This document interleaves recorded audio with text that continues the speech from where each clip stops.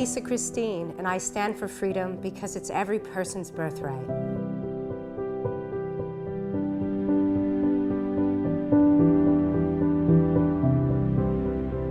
It was through a supporter of Free the Slaves that I really learned about slavery. And within 2 weeks of learning, I flew down to meet the co-founder and ED at the time of Free the Slaves to offer up my help. When I learned that slavery still existed, I honestly felt like I had been hit by a freight train. You know, I think as a photographer that travels around the world and observes others in order to make images, it really struck me that while I was constantly observing others, I had missed that slavery existed. And I thought, well, if I don't know, how many other people don't? I felt heartbroken about it, and that's what set me out on my journey. I knew that if I could go out into the field and document slavery, that I would connect with these people that are enslaved in that instant and be able to make an image of their dignity, no matter how dire the circumstance they were in. And I suppose my thinking behind it was in sharing the photographs with viewers around the world, that they could stand before this person in the image and really connect to that dignity and that hardship, and not only become aware that slavery exists, but also want to do something about it.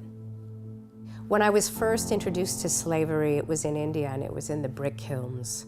And I remember it was like 120 or 130 degrees, and these elders and children too were stacking bricks on their head, up to 18 at a time, each brick weighing nearly 4 pounds.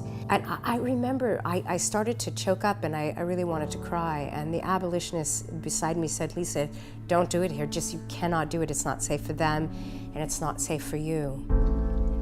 I think in doing this work, one of the great rewards is to see how entire communities are liberated, how people are rescued, how there is a momentum of change in all this. And one of the things that really stands out to me is the light in people's eyes. When you see people that have been liberated and they have grins on their face, their children are going to school, and you're like, your heart just swells up that this work really happens and that we have power here to really do something to eradicate slavery. Having worked with Free the Slaves and now being connected to so many people around the world that are all doing their bit to fight slavery, and not in a small way, you know, it's been a very profound journey, and I'm just very grateful for all that we've done so far and all that we will do in the future. One of the most wonderful things about our partnership is that we published a book called Slavery, in which Archbishop Desmond Tutu had written a foreword. And this book has just been so meaningful. You know, it's in thousands of people's hands now. And, you know, it's been such an introduction to what slavery is and ways that we can all participate in eradicating it.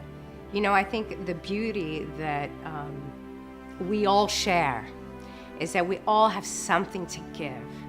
And I invite any one of you that happens to see this to look in yourself and find that one thing that you can give toward ending slavery.